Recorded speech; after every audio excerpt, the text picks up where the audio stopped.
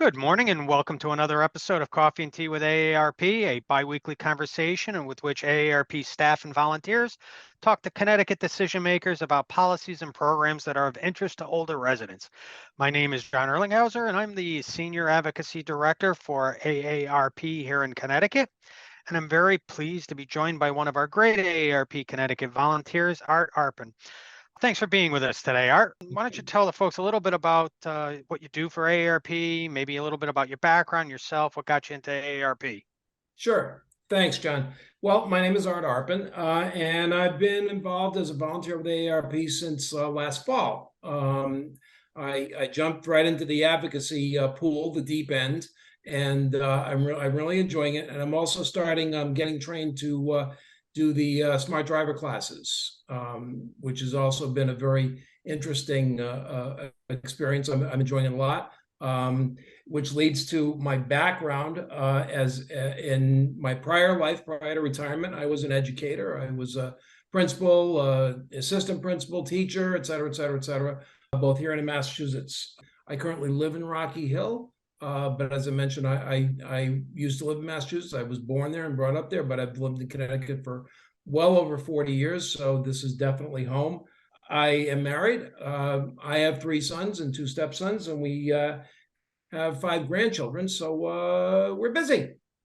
That's great. And I'm glad to be joining you all here today. Well, and we appreciate you doing it. And you're just kind of symptomatic of all of the great volunteer corps we have here in AARP in Connecticut who do so many different things. And we appreciate all that you do. So it's also my pleasure to welcome State Representative Tom Delnicki of the 14th District. And Tom is the ranking member of the legislature's Banks Committee, and he also serves on the Planning and Development Committee, the Budget Writing Appropriations Committee, and the Insurance Real Estate Committee. Representative Delnicki, it was so great to work with you this year. And why don't you tell our audience a little bit more about your background outside of the legislature, to talk a little bit about your district, the towns you represent, and just give our volunteers and our members a little bit of an opportunity to know a little bit more about you personally. Well, thank you for the opportunity to be here and the fact that we were working together on a great piece of legislation that is going to help people. My background, I worked at the Metropolitan District, MDC in Hartford for 32 years. I was a supervisor there. I was in charge of facilities. I was in charge of Riverfront at one point in time. I was in charge of the activities out at West Hartford Filters and Reservoir 6. I worked my way up. I came into the Metropolitan District as a junior electronic technician. And, when you never say no to your boss, it shows. And my boss trusted me and they promoted me and I had a great time there. Now, town government. I got involved back in 1993. Wow. Wow is right when I think about it. My first office I held was a member of the Board of Education. And I have a lot of respect for principals, retired teachers, etc. My next position in 95, I moved to the town council. And I served on the town council basically from 1995 to 2016, taking one term off. I was a one-term mayor, and I was a I was a one-term deputy mayor and a 2-term mayor. And I've got to tell you, that was always my dream, was to actually be the mayor of the town where I grew up. And I'm fortunate. I only have South Windsor. Some folks have, my friend Doug Dubisky, I think he's got 8 or 9 different towns, and he'll name them off. And when I have an opportunity to name off South Windsor, I'm really happy to be able to say that. Making the transition from mayor to legislator was a heck of a lot easier. Being a one-town representative, because everybody was used to coming to me on whatever issues they had in the town. And likewise, when I went to the legislature, I was helping the same people out. And that's really what I enjoy doing, is helping people out. I get to live a Frank Capra movie every day I mean, it's a wonderful life. And when you think about it, having an opportunity to help people out, like you folks do, it makes the endeavor, it makes and I'll use the term job because it's not really a job. It makes it that much more enjoyable. And I really, really enjoy what I do. I'm in my 4th term here in the legislature. I'm an assistant minority leader, and I have fun every day. I mean, that's the crazy part. And you know, when we're in session till 2, 3 in the morning, well, you know, that's not so much fun. But no, I enjoy what I do, and I'm here to fill you in on what you're looking to hear. Well, you know, Representative, I could tell you, I started my first job in the legislature in 1993.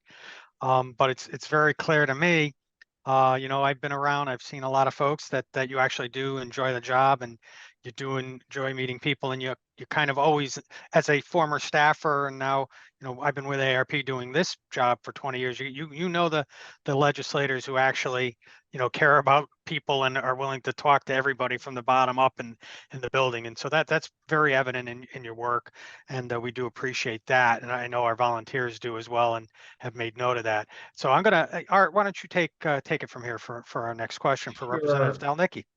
Sure. So first off, guys, I started my first job teaching in 1976. So y'all are youngsters, you know, but and I finished my teaching part of my career about a year after you guys started in the legislative area. So great careers, both of you, you know, and I'm glad it continues on and you're there to help us. So Representative Delnicki, I have a couple of questions for you to start, and I'll do it all, and then you can pick and choose, and I can repeat if you like. So first off, tell us about your role as a member of the Banking Committee. And then after you do that, tell us a little bit about what that role entails and what legislative proposals does your committee have jurisdiction over? Well, it's a good question. The ranking member is a second set of eyes. Now, of course, the chair is a Democrat, and I've got a great working relation with Jason Doucette. And I'm the Republican, basically second in command on the House side as the ranking member. And we receive bills, we hear from lobbyists, and we have an interview process when people are looking to make a proposal on a bill. And we do what we like to term speed dating. In other words, we'll have, you know, maybe 8, 10 lobbyists lined up, and we'll give them, you know, 15, 20 minutes to hear what their talking points are, what their concerns are, and a bill they would like to see a proposal on. And we can, sometimes it's a very, very quick discussion, and other times it can be, you know, a protracted discussion to find out what they're actually looking for.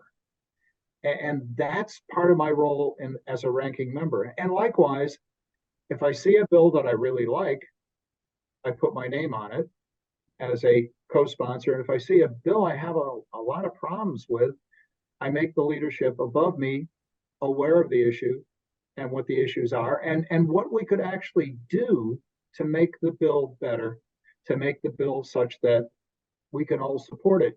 And you probably have seen that if you see some of the discussions on the floor in the House, when we're talking about a bill and we have a strike all amendment. And this is something that I really find rewarding, because we'll have a strike all amendment or a serious amendment for a bill. And our amendments are typically all ranking members and chairs. In other words, they're a bipartisan amendment.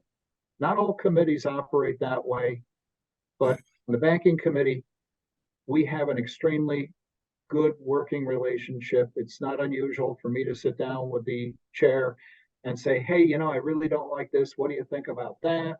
Or could we make a change like this? And vice versa. So it's a two-way street.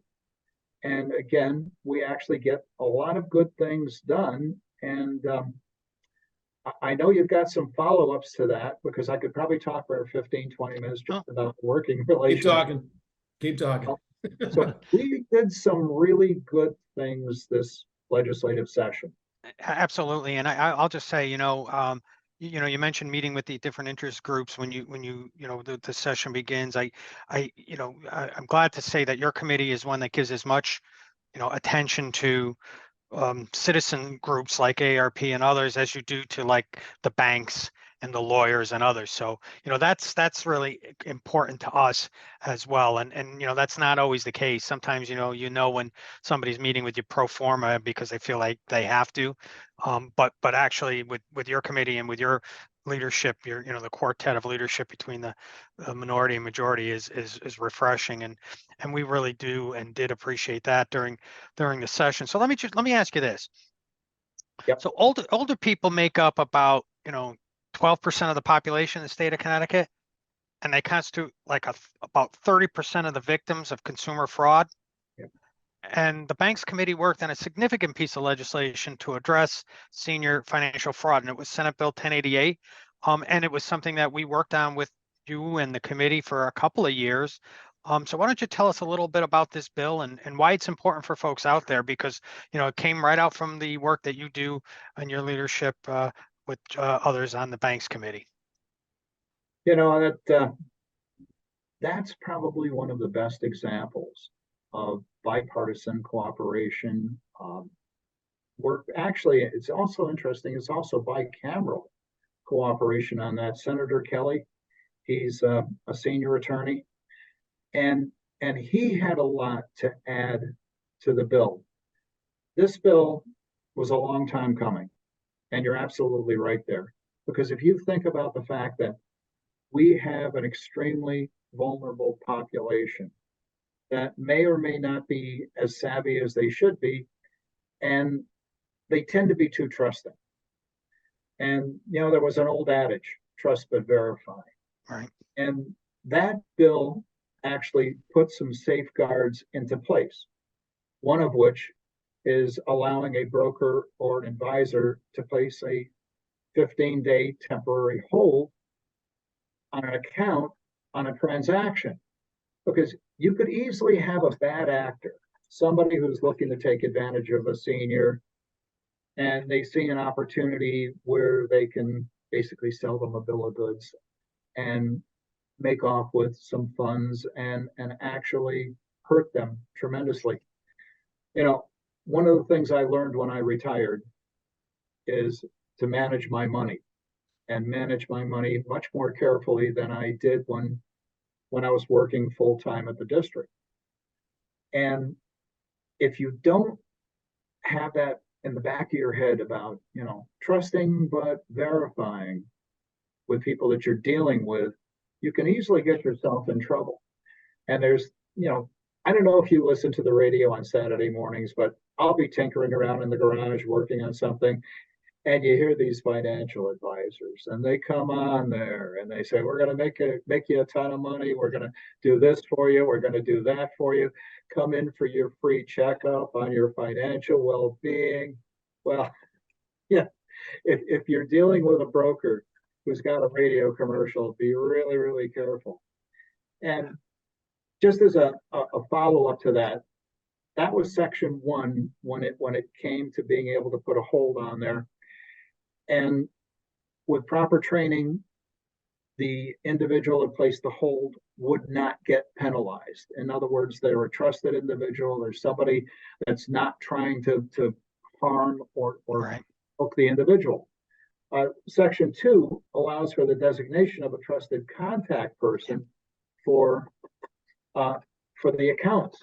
And that's also important from the standpoint that, that institution could put a temporary hold, and that person could be involved in a 7 business day hold. Right.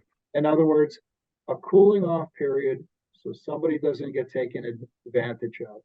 Because you get somebody who's fast talking and they've been on the radio and they're selling you a bill of goods. You want to make sure that if it sounds too good, it probably is too good. Right. Right. And again, that is a protection that is huge when you think about it, because it prevents somebody from being taken advantage of, and it provides a sense of security. And the other interesting part to that section is to maintain records as to what's occurred for at least 7 years, so that you have some kind of a track record of what has occurred, who did what, and the fact that the individual was protected. 3 and 4, sections 3 and 4 of that bill, it provide a methodology for and a mechanism to go to and petition the court for the lifting of the temporary hold. So I have a temporary hold on my account. I realized what was going on. I need to access my money because I've got to pay a bill, the mortgage, whatever, and I need to get that hold pulled. I can go to court, present my case, and have an opportunity to get the hold pulled so that I have full access to my money. And you know how important that is, just to a regular person, let alone a senior. I mean, I could tell you horror stories with a bank merger and seniors not being able to get them access to their money. Right. And those folks got. Section 5 clarifies the joint ownership. You can, let's say you're my father and I'm your son, and we're both on the same bank account. There is a presumption that is your intent that I should have access to that money if and when the area and the time comes when you pass on. And that clarifies that. Good. And then the concept of periodic statements from financial institutions and the value on that, and that's huge. Are these paper statements? Paper statement. Okay. Beautiful. You can have a request for a paper statement. Okay. That gives you an option as opposed to just having an email, just having an electronic statement, because, not everybody is fully functional when it comes to utilizing the internet and utilizing online banking. And I'll be blunt. I deposit my check at the credit union in person. It may sound old-fashioned, but I enjoy going to the credit union. And I forgot to mention this. I served on the Metropolitan District Employees Credit Union for, I think it was about 10, 15 years. And I got to learn the value of a credit union. And I'm putting a plug in there for credit unions. Yeah, I'm in one. They are the original low-cost banking when you think about it. So the credit union is a tremendous opportunity for folks. And I could talk about that for hours. But that was one thing I failed to mention. But the periodic statements, I still get a paper statement from the credit union. I've requested that. If something has happened, if there's been a suspicious activity that maybe they didn't spot, I would spot by doing a lookup at my statement. Likewise, with my statements that I have with a bank, I do the same thing. I want to have a paper statement. Now, the electronic statements are great, but I like to keep a paper statement in my file cabinet just for my own benefit. Mm-hmm. That bill did a lot of good. I mean, I've heard from numerous people. I've heard from folks that are involved in estate planning, and I have yet to hear anyone say, gee, why in the world did you do that? Well, I'll tell you, we appreciate the work that you did on that. With your co-chair, Representative Doucette, as well as Senator Miller and Senator Berthel, as well as input from others like Senate Minority Leader Kevin Kelly, who is an elder law attorney. Speaking of which, I will say not only for the legislators, but all of the, we work very closely with the banks department, the elder law attorneys, AARP, other groups, and we all came together after multiple years of work. And as you said, it's a really good product, and we appreciate it. Art, why don't we take the next one? Okay. Before we go any further, Before we go any further, I just want to give a shout out to Commissioner Perez. Yes. He did a great job. He is very detail oriented, and many a time when you hear him testify, he'll go into details that are like things that you never would think of. Right. So we have a great banking commissioner, and I want on record with that statement. And that's an excellent point. Art. So, and hearing this discussion and hearing all the work as we were doing the work as AARP volunteers, it just it brought back a personal story of a member of my family that almost had a serious issue with fraud years and years ago, and had this person not kind of quickly realized it, she could have been in real trouble, you know. So and not everybody's that, you know, that quick to realize it. So much appreciated, definitely.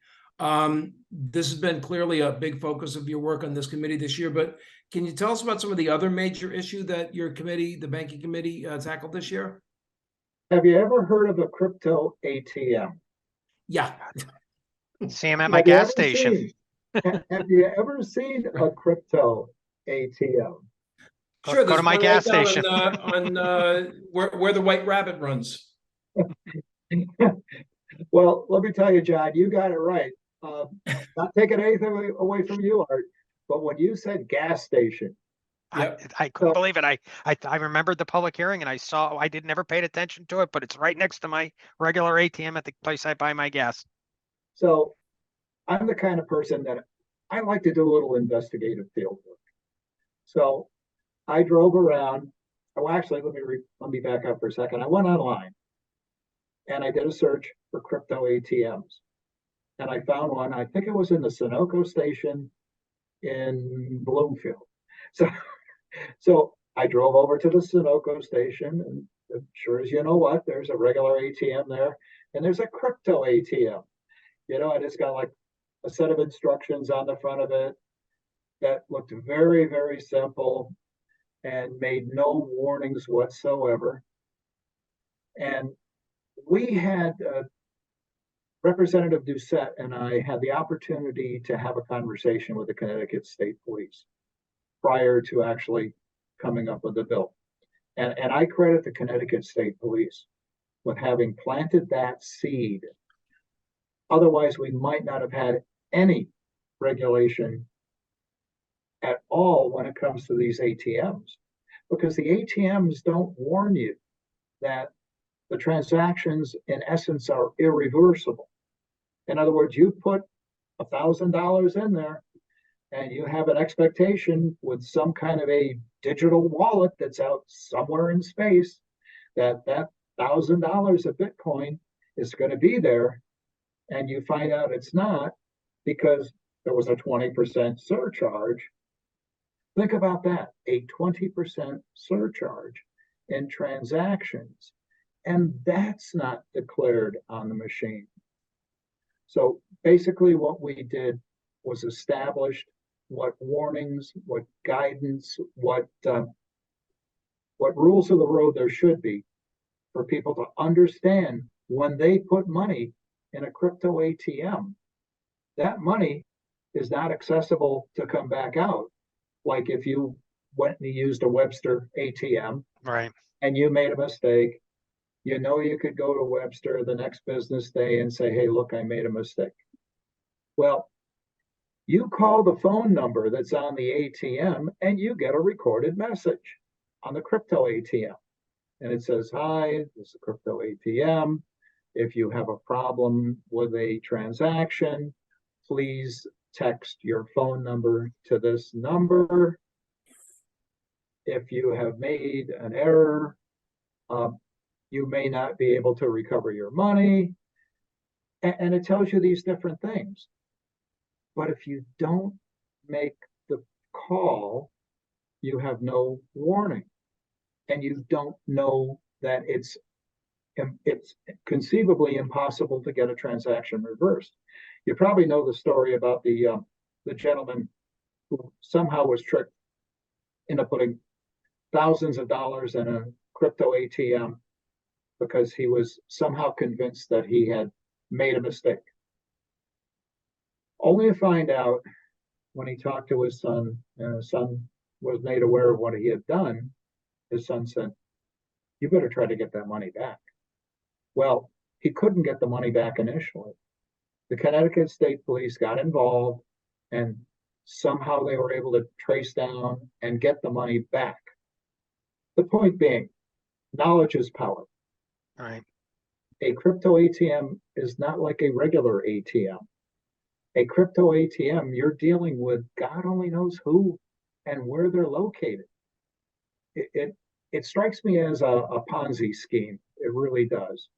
Well, you like when it reminds me of when you said, you like to take your check and bring it down to the credit union and, there's a comfort level there. And I just couldn't imagine, you know, dealing with crypto, and an ATM at a gas station, having no clue, especially looking, as you said, Ponzi schemes of what happened recently with, these crypto traders and how they were, a lot of them were Ponzi schemes. So, but we're really glad you take on these important issues. And, the Banks Committee is a very important committee, and we have our what we call the AARP Fraud Watch Network, and so much of the fraud watch work that we do with our volunteers focuses around financial crimes, and we work very closely with the Connecticut State Police and others, and the Banks Department on all of these issues. So you guys are doing really good work, and we're starting to run close on time, so I'm gonna turn it Oh, back we over to are. Art. Sorry. Yeah, we're gonna I'm long-winded. I have to apologize. no, this is important information, and It's it's your valuable. time. So we're gonna try to get in one or two more quick questions, and then we'll wrap it up, and I'm gonna turn it back over to Art. Okay, thanks. So following on my previous question, can you let us in on some of your priorities for the next session? I've got an interesting one. Uh-oh. Oh, yeah. Yeah, I talked to John about this, but I have an addition to it. If you have a tax lien, you don't pay your property tax, you don't pay your sewer tax. A town, a city, a municipality can sell that tax lien. Now, tax liens by state statute are 18%. Think about that. 18%. That's a number that they came up with back during the years of Carter and Reagan when the inflation was crazy. That was about my first mortgage rate, by the way. Yeah. Oh, yeah. I can remember getting a certificate of deposit back then at like 14, 15%. Right. I was like, Right. woohoo, until you realize that you're losing 3%. Right. But so think about that.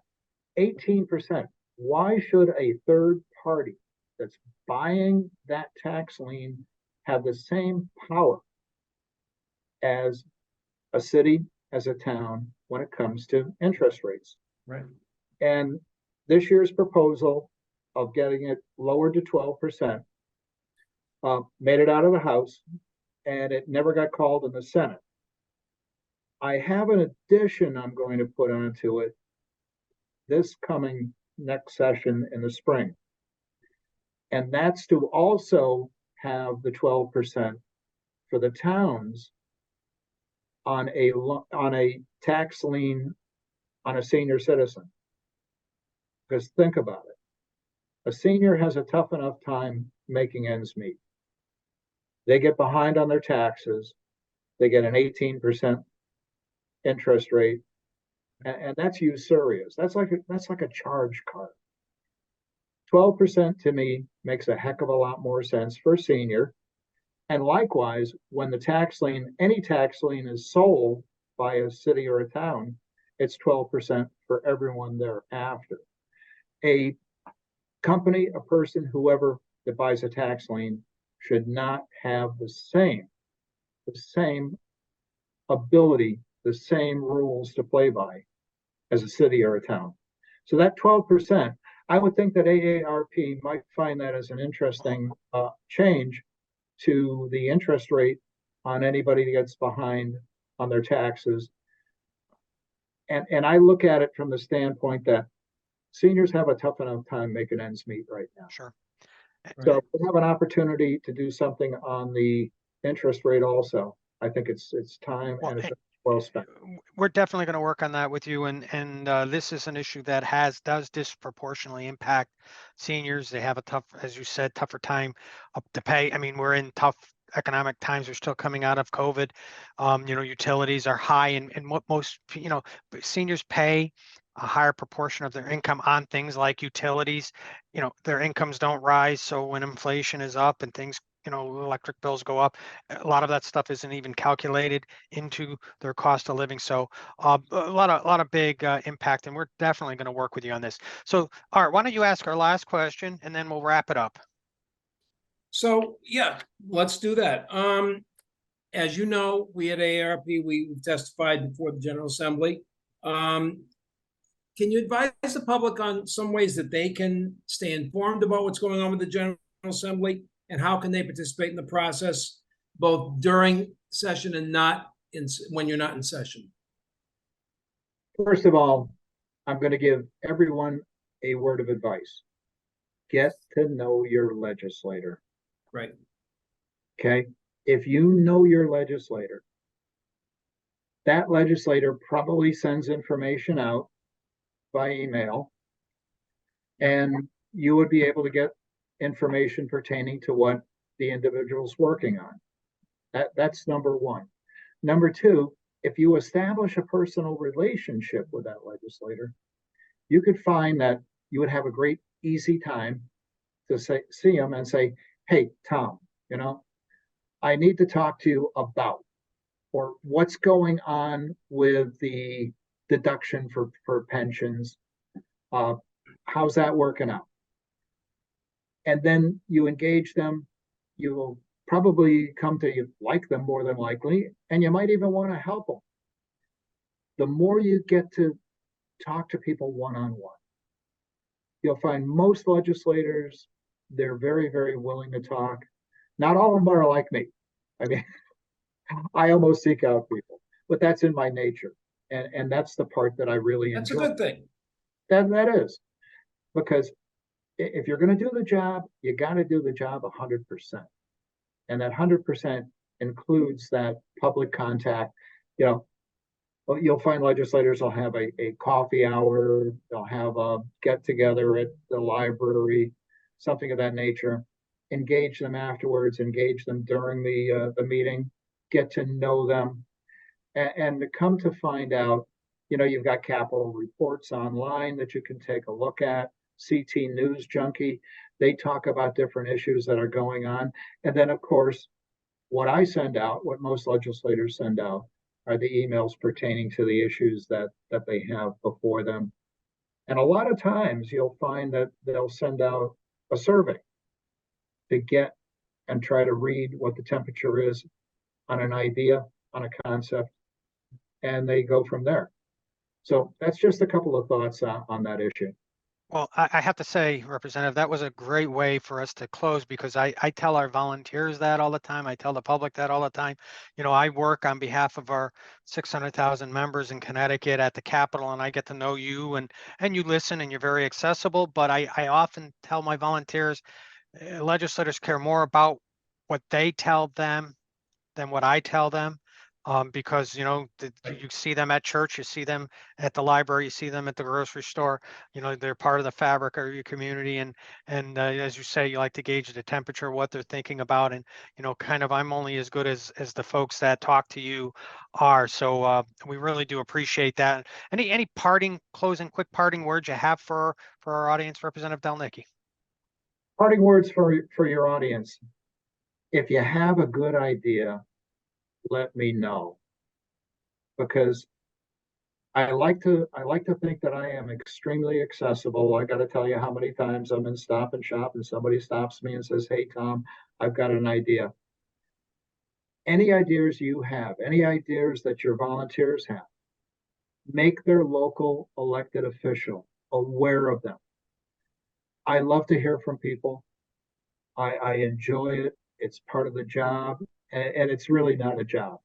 It's like Mr. Smith goes to Washington. That's how I look at it. Mr. Tom goes to Hartford.